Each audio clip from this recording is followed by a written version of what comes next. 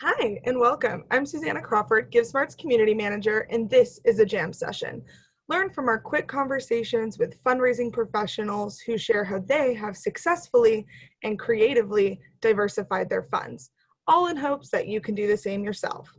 Today, we're talking with Lauren Gerber from American Cancer Society North Region to hear how she managed a peer-to-peer campaign through her GiveSmart subscription.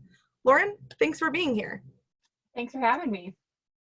Awesome. Well, let's jump in right away with some rapid fire questions. Ready?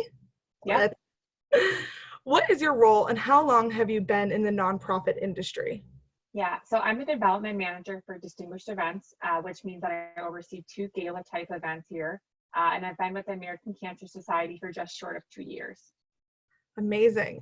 And where exactly are you in ACS's North Region located? Yeah. So I think the North region spans over about 13 states, but I'm located in Kansas City, Missouri. Great. And last question here. What is your favorite program that ACS is currently doing in their community right now? Yeah, that's a great question. I think something that is just really unique to Kansas City is our Hope Lodge. It's a hotel-like facility for cancer patients and caregivers to stay at during treatment, totally free of charge. But on the research side, pediatric cancer is something near and dear to my heart, which directly ties into this event that we're going to talk about. Pediatric cancer is the leading cause of disease in the U.S. And right now, the American Cancer Society is currently investing $137 million in research grants. So something that we're very proud of. Incredible. That's amazing. Thanks for sharing. We'll slow it down a little bit here and jump into your peer-to-peer campaign. So the first question relating to this slide is, can you first describe what is a peer-to-peer campaign, as well as how did GiveSmart's championship feature fit into that fundraising plan? Yeah, so a peer-to-peer fundraising campaign is really just something where you have volunteers or people leveraging their networks and using their presence to fundraise for a cause and likely raise awareness.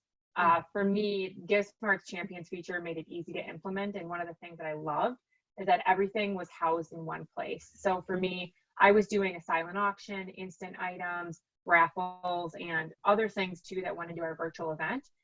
And then the Champions feature came out this summer and was something that I could easily implement. And it was still right there on my dashboard in the GiveSmart page. So it was great. Awesome. I'm so glad it was a fit for you. And a common question that we get is, how do you find the people to fundraise on your behalf? And how do you communicate to them what they need to know? Yeah. So the people that we had participate in our Champions campaign were previous volunteers and volunteers that were currently engaged in our mission. So we have two groups primarily involved, and that was our board of ambassadors and our planning committee. And to get this started, we have a monthly meeting individually with each group. I just brought the new feature to the group and asked if they would be on board to do it. And they were all really open to it and really welcoming of the idea. So once they kind of gave me the thumbs up, I just went in and made individual sites for every single person, and then went back and asked them to share their headshot with me and a small blurb if they wanted about why they were involved with the American Cancer Society, so that I could add in a bit about why they were fundraising, and then really just shared personal fundraising link, adjusted their fundraising goal if they wanted me to, and made sure that text was in there for them.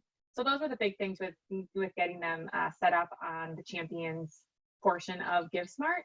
And after that, I just provided them with some template text, which you can see on the screen there. Their fundraising link, and then some other verbiage as well. But just trying to make it as easy as possible for them.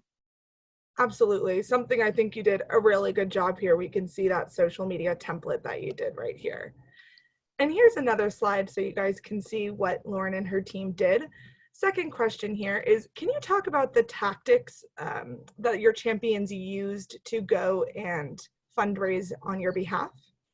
Yeah, so as you can see on the screen here, this is one of our volunteers.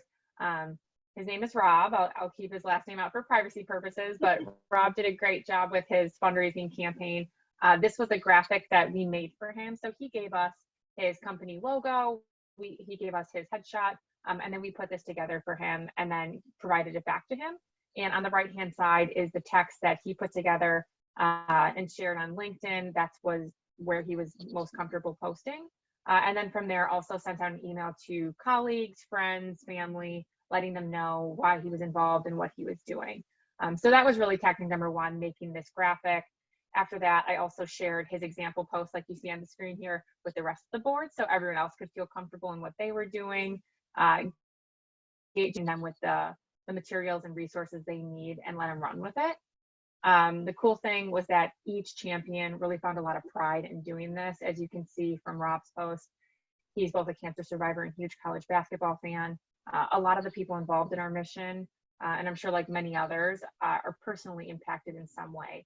And this was an easy way for them to give back and showcase what they were doing on their personal time with their colleagues and with their family and friends. Just to give them a little bit more of a shout out, one of the things that we did after giving them the resources they need was went on our own personal social media, our Coaches versus Cancer Kansas City page and our American Cancer Society Kansas City page, and posted that same graphic, posted their fundraising link, and then tagged them and thanked them for their participation in our event. That's awesome. I love how you pumped them up even more as your champions. And final question here is, what results did you see from adding the champions feature into your already event? And for those who might be considering doing this, do you have any words of wisdom for them? Yeah, so I think one of the biggest things was just the number of new donors and the expanded reach that we were able to do through this champions campaign. Just for example, using Rob here, he reached out to and got 50 donors to contribute to his campaign. His company normally sponsors, and he would have had 10 seats at the event. But because we did it through this route, a virtual route, something very different, we had almost 5 times what he would have been having in person at the individual event. So different, lots of engagement, which is great, which means there's lots of awareness as well. So I love that side of things.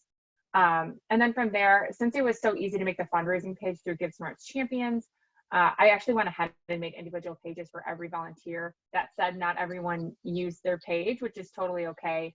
We ended up creating about 23 fundraising pages total, and just about 50% of them actually fundraised. That was something that I thought was a huge success, just because this is the first time we've ever done it. And it kind of filled a gap for us too. If you think about the night of event, normally there's a lot of $100 to $1,000 donors, and going into event night, we didn't know if we were going to have that again. For these types of campaigns, I think that's a sweet spot for digital fundraising, $100 to $1,000, and this kind of, like I said, bridge that gap and brought in some of those donors. So that was also another really great thing that we saw. And then I guess just one tip that I would encourage anyone to do would just be to think about how you can double your dollars. One of the things that we encourage our volunteers to do, if they were going to be making a personal contribution, to do some type of match when they were posting about it, something along the lines of double your dollars up to the first $5,000 if they knew that they were going to be giving that amount. And it could have been $100, and still I think that makes people more apt to give, knowing that their dollars are going to go further. So that was just something that we saw a lot of success with. And then finally, just make it simple to implement and fun for the champions. Doing that, I think you're setting yourself up and your volunteers up for great success. And then just to keep everyone engaged, we would send bi-weekly emails leading up to the event, giving event updates and just sharing the success of everyone so everyone can rally around it. Plus, it's free, so you have nothing to lose. That's perfect. Thank you so much, Lauren, for your time and sharing your story with us. Yes, thank you. And thanks to everyone who's listening as well. If you have any questions, you can email us marketing@givesmart.com, or you can find more peer-to-peer resources at givesmart.com resources. Thanks so much for joining us, and see you next time.